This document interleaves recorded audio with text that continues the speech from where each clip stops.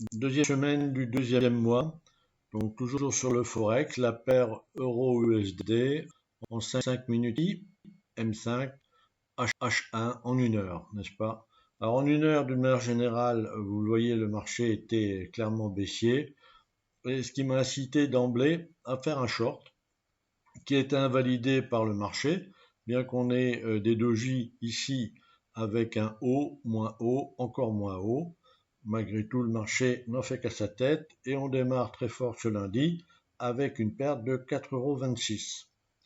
Pour ne pas être en reste, je continue dans mon idée que le marché va baisser, toujours par rapport à le 1 heure. Et effectivement, cette fois-ci, ça marche, puisqu'on a une compensation à 4 € de gain 56. Je vous rappelle encore une fois que le deuxième mois, l'objectif quotidien est de 4,93 €. Donc on continue avec ici un short qui a été invalidé par un stop à 0,91, donc pas de bobo comme on dit. À nouveau à 1,60 encore. Ici, ça arrive, il y a toujours des retours. Et en définitive, le marché bloquant sur cette ligne qui devait être une ligne pivot, donc le short, le dernier short s'avère payant. Ici en 2 bougies japonaises, l'objectif est réalisé à 6,32 €. On continue cette fois sur le mardi. Alors le mardi 8, avec ici un short, si je ne m'abuse, sur la cassure.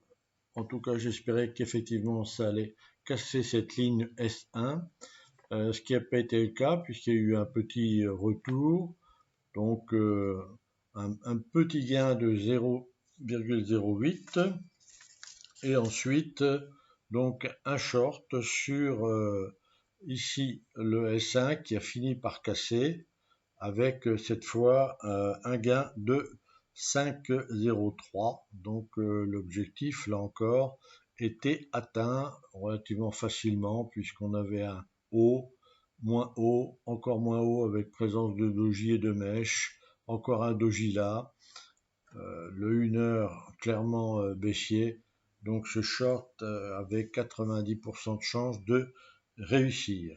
Donc on continue sur le mercredi 9 septembre cette fois.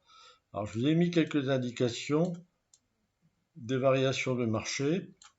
Ici entre S1 et S2, comme vous le voyez, 160 pips. Et ici, entre cette partie basse et ici, un peu plus haut, on a 600 pips. Tout ça pour vous dire que à 1 € le pip, ça fait 160 € dans un cas, entre ces deux lignes, qui sont souvent et régulièrement prises comme objectif par les opérateurs, que ce soit ici à la baisse ou ici à la hausse, ou à contrario, de plus grandes envolées suite à des nouvelles ou simplement l'évolution du marché. On fait 600 pips à 1 €, bah vous voyez, ça fait 600 €. Comme quoi les objectifs dans la deuxième année de 500 ou 600 € par jour peuvent être atteints sans problème, si je puis dire, avec pas mal d'expérience et effectivement en ayant réussi sa première année. On revient donc à cette journée du mercredi avec pas mal de trades, avec des stops qui ont été touchés. Vous le voyez ici avec des toutes petites pertes compensées les unes par les autres. Le 3,38 € précédent a été compensé par un gain de 3,98 €. Et pour finir, donc ici en sell de nouveau là, un gain de 5,05 € qui donc complétait l'objectif. Encore une fois, les petits trades avec des pertes ont été compensés par ici ce gain en positif, et l'objectif a été fait sur le retour ici avec le rebond qui était fort probable. sur le S2. On continue cette fois avec la journée donc la journée du 10 septembre avec un short que j'ai laissé filer aimablement, ayant pas mal d'autres choses à faire, et qui a vu une sortie ici quelques heures plus tard pour 5,10 €, comme on va le voir ici. Voilà, 5,10 €. Chose évidemment pas faire, bon, étant donné que les variations, comme vous l'avez vu, peuvent être quand même maîtrisées vu la baisse de ce marché. Il était sûr qu'on allait revenir à un moment donné ou à un autre point de départ, ce qui était le cas. Néanmoins, c'est à éviter. Sans doute une lassitude à avoir les jours précédents, pas mal de stops touchés, et donc j'ai laissé filer le marché, plus par paresse intellectuelle que par précaution, chose encore une fois à ne pas faire. Alors, on termine donc avec le vendredi 11 par une hausse pivot ici. Alors, un bas, moins bas, un marteau ici. Comme vous le voyez, il y avait de fortes chances que ça continue de grimper.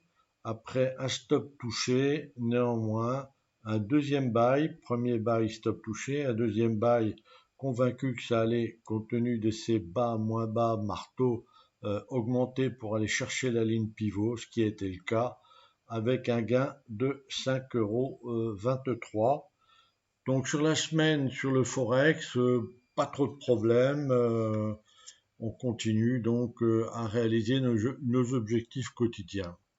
Nous allons maintenant passer au marché des micros et on va voir comment la semaine s'est passée. Donc toujours deuxième semaine du deuxième mois sur le marché de prédilection, puisque c'est sur ce marché-là, le marché des futurs que j'ai tradé depuis de nombreuses années.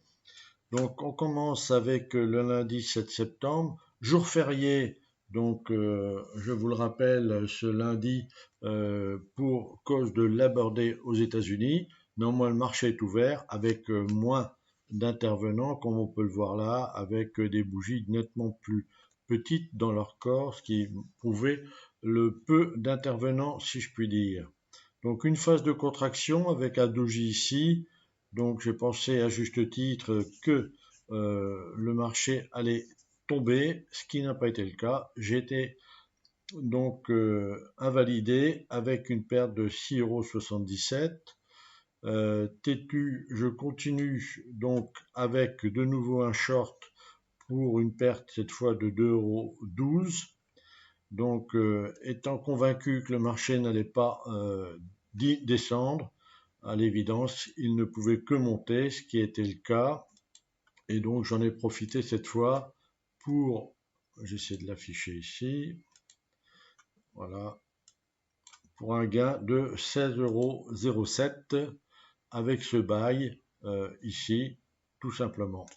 Donc 6,77 € plus 2,12 € de perte, donc on est à 8,89 €, plus 16 € de gain, donc on a un différentiel de 7 € qui contribue fortement à réaliser l'objectif qui est de 4,93 €.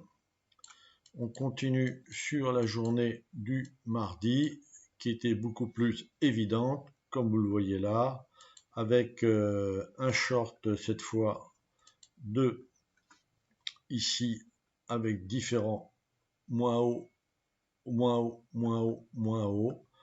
Boum, à l'ouverture. Donc un marché qui est aussi baissier, qui n'apportait pas de bonnes nouvelles non plus. Donc on pouvait s'attendre à ce que effectivement dès l'ouverture le marché continue sa chute, ce qui était le cas.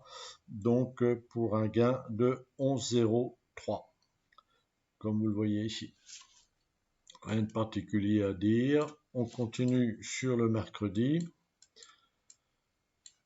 Alors le mercredi, par contre, changement dans les nouvelles qui étaient donc excellentes au niveau du chômage et d'autres indicateurs concernant l'économie américaine. Cette fois-ci, donc un buy.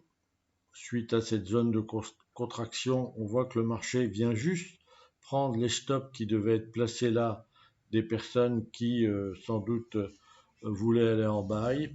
Et n'ayant pas mis de stop aussi serré, eh bien le buy a fonctionné avec cette fois donc un gain de 10,15 € comme vous le voyez ici, donc le double de notre objectif. Alors pour mémoire aussi, donc 200 points, ça correspondait en fait à ces deux lignes pivots, c'est l'écart entre deux lignes pivots. Sachant que sur certains marchés des futurs, on peut avoir 5 $ ou 5 € le point, vous voyez qu'en très peu de temps, on peut arriver à 1000 €, 1000 €, 1000 $ sur ce type de marché, ce qui est très, entre guillemets, très rentable par rapport à la mise de fonds, bien entendu.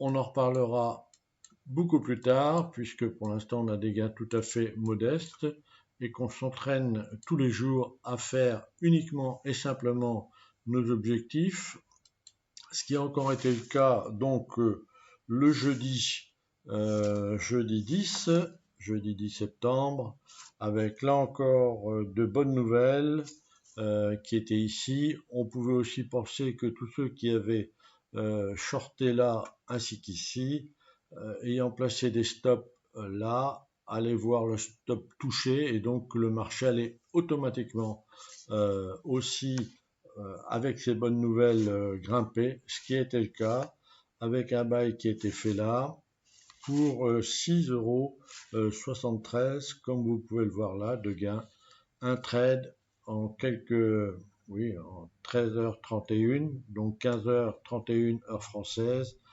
15h32, 6,73 € en une minute, le travail était fait, si je puis dire. On continue sur, donc cette fois, le vendredi 11 septembre, qui nous rappelle à tous de très mauvais souvenirs. Passons. Donc plusieurs trades qui correspondent en fait à ces zones d'expansion. Donc comme vous le voyez là, on a une zone de contraction, expansion. Alors on ne sait jamais quand les expansions vont s'arrêter. Normalement, il vaudrait mieux pas être dans le marché et attendre qu'effectivement la tendance se fasse clairement. Néanmoins, j'ai pas eu cette patience qui a occasionné ces différents trades avec des pertes, notamment la première qui était assez importante, 32,51 €. Ensuite, les stops ont été resserrés et touchés, donc 1,69, etc. Et quand la tendance s'est fait jour, notamment avec ces différents marteaux et ces mèches sous les bougies, j'ai laissé filer de façon à récupérer la totalité des pertes et augmenter les gains jusqu'à un objectif qui me semblait raisonnable par rapport à ces deux sommets-là, donc légèrement au-dessus, ce qui permettait d'aller chercher les stops que tous ces gens ont mis pour se prémunir effectivement de la hausse. Arrivé à ce niveau-là, je pense qu'ils avaient perdu espoir que le marché allait continuer de chuter. Donc les stops ont été touchés et donc on a pu dépasser un peu ces sommets pour un gain de 64,62 € qui compensait à l'évidence les pertes occasionnées à la fois par les stops serrés et par la grande perte qui se montait à 43,48 €. Donc on fait un gain positif de 21,14 € pour ce vendredi. Voilà, la semaine donc sur le micro sans trop de problèmes a été faite, ainsi que sur le forex comme vous l'avez vu. Je vous dis à dimanche prochain et à très bientôt pour une nouvelle semaine, troisième semaine de ce deuxième mois pour le Compound Effect Club. Merci, à bientôt, au revoir.